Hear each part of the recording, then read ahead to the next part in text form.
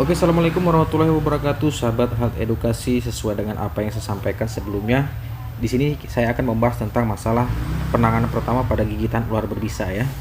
Nah, salah satunya adalah dengan cara teknik pembidaian. Sebelum kita masuk ke dalam materi, mari kita cari tahu dulu apa sih pengertian dari pembidaian itu. Ya, sebenarnya pembidaian itu ada sering dilakukan pada cedera tulang ya, patah tulang dan sebagainya. Tetapi di sini sama saja, pembidaian itu tekniknya dengan cara penanganan pada gigitan ular ya. Jadi kita ambil tekniknya saja. Sebenarnya untuk mekanisme sama saja ya. Jadi kita baca dulu di sini. Kita coret yang atas. Oke.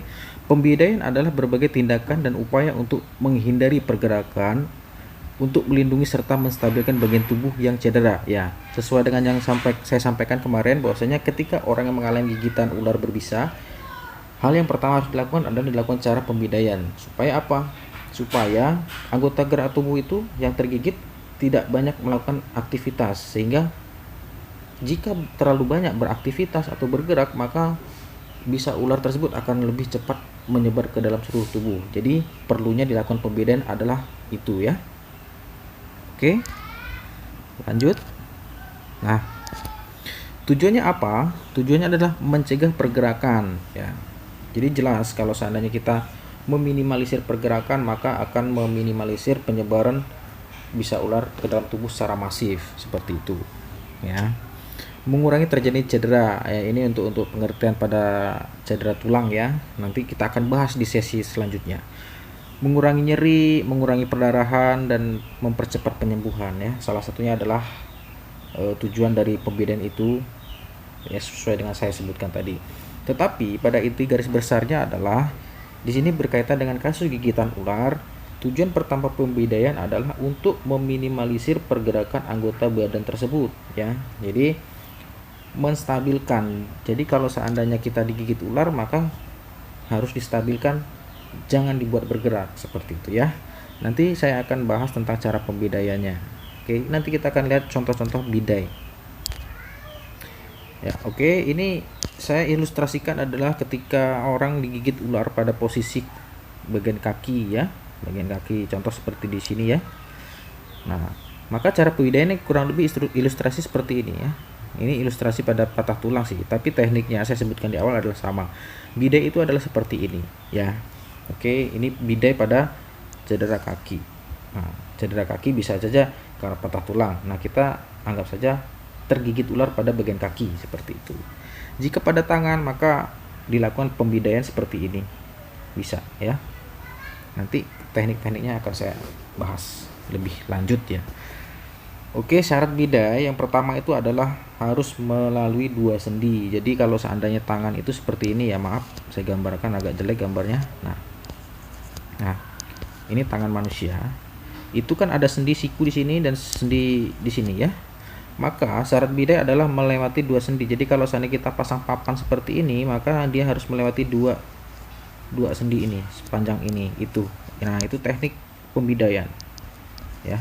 Posisinya adalah seperti ini, dan itu diapit oleh 3 papan ya, di bawah ya, di bawah, di atas, di bawah, di samping kiri kanan seperti itu ya.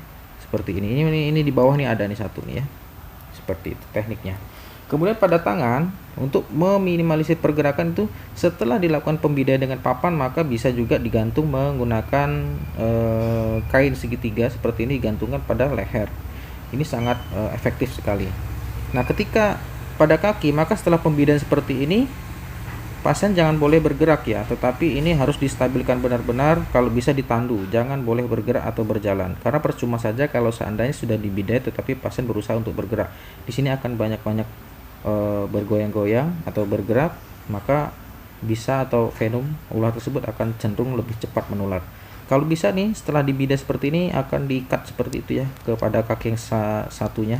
Nah, setelah itu maka evakuasinya atau cara membawanya ke rumah sakit atau ke fasilitas kesehatan, atau dari fasilitas kesehatan satu ke fasilitas kesehatan kedua, maka harus dilakukan dengan cara ditandu ya. Jangan boleh mereka berjalan sendiri, harus ditandu, harus stabil seperti itu ya, kurang lebih seperti itu.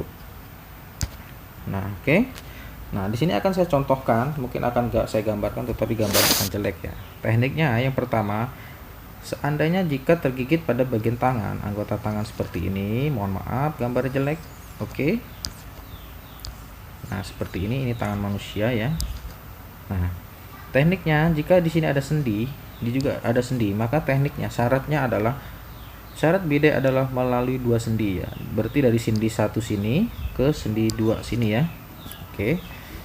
Nah, berapa papan yang harus kita gunakan?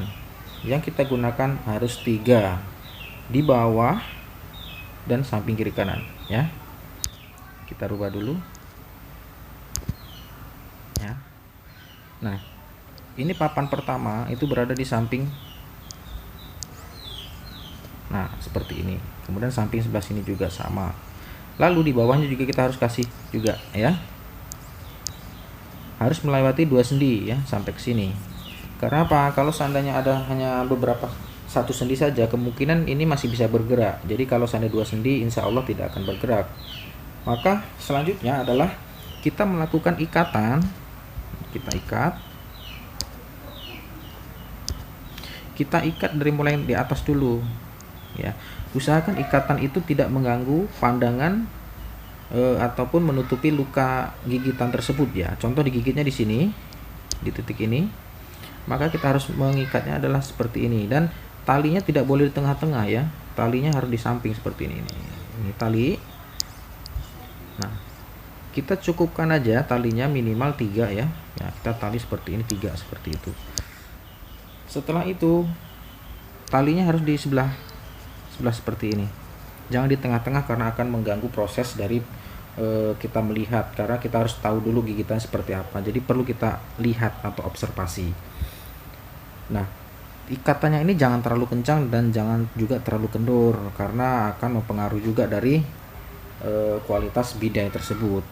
Nah, jadi kalau seandainya gigitannya pada area sini, maka di bidai seperti ini. Kalau seandainya pada kaki, maka ini kalau seandainya pada kaki ya, contoh kaki seperti ini, kaki maaf.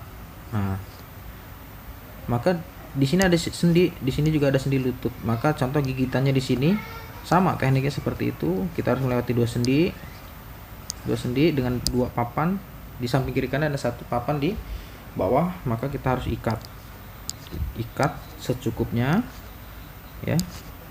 Jangan terlalu kencang dan jangan terlalu kendor. Setelah itu maka kita harus ikatkan kaki yang cedera ini pada kaki yang satunya. Jadi benar-benar harus terfiksasi atau terstabilkan. Jangan berikan izin untuk dia berjalan sendiri, tetapi benar-benar setelah dilakukan pembidaian pada kaki ya, khususnya pada kaki harus dibantu dengan cara ditandu atau digotong. Jangan sampai dia berjalan sendiri.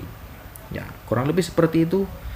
Sahabat-sahabat Health Edukasi, semoga membantu, semoga mudah dipahami. Jika ingin ada yang bertanya, silahkan nanti tanyakan di komentar. Jika bisa saya jawab, nanti akan saya jawab. Oke, ini pembedaian khusus untuk pada gigitan ular dan harus bisa ya. Tidak harus medis, tetapi semua harus bisa, baik awam maupun profesional harus bisa. Ini karena dasar sekali. Ya, oke, saya Arya. Assalamualaikum warahmatullahi wabarakatuh.